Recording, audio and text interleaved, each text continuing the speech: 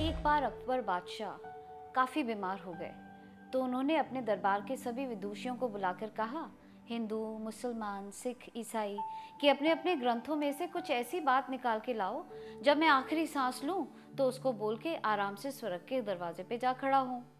अब सारे के सारे विदुषी जो गए अपनी अपनी, किसी ने गीता में से, किसी ने कुरान में से, किसी ने बाइबल में से खूब सारे शब्द निकाले जिनको बोल के इंसान स्वर्ग तक पहुंचता है।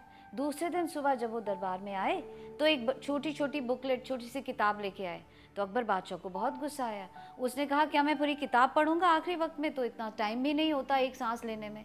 तो मुझे किताबें नहीं, मुझे कुछ ऐसे शब्द दो जिन शब्दों को सुन के मेरे कष्ट दूर हो जाएं और मैं सीधा स्वर्ग के रास्ते पे पहुंचूं। अब सारे के सारे बड़े घबरा गए क्योंकि राजा ने बोला, अगर तुम ये अगले हफ्ते तक दरबार में नहीं लेके आए तो तुम्हारा गला काट दिया जाएगा। अब सब बहुत घबरा गए।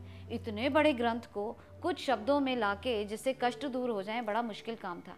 तो सारे के सारे ने सोचा कि यहाँ से भाग गुजरते हैं और किसी दूसरे राजा की शरण में पहुँचते हैं।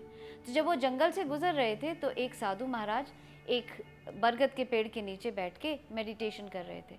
तो जब उन्होंने आवाज़ सुनी उनका ध्यान भंग हुआ और उन्होंने उनसे पूछा कि तुम लोग कहाँ जा रहे हो? तो उन्होंने अपनी बात बताई। तो साधु ने कहा, ले इसमें क्या घबराने की बात है, मैं देता हूँ तुम्हें वो शब्द जिनसे सारे कष्ट दूर हो जाएंगे और आप सीधा स्वर्ग के दरवाजे पे खड़े नजर आएंगे।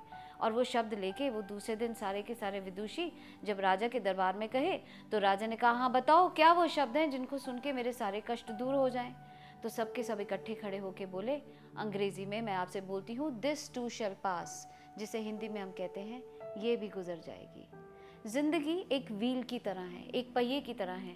दुख आता है तो सुख आता है, सुख आता है तो दुख आता है, और कोई चीज़ परमानेंट नहीं रहती, वो भी गुजर जाती है। तो ये भी गुजर जाएगी।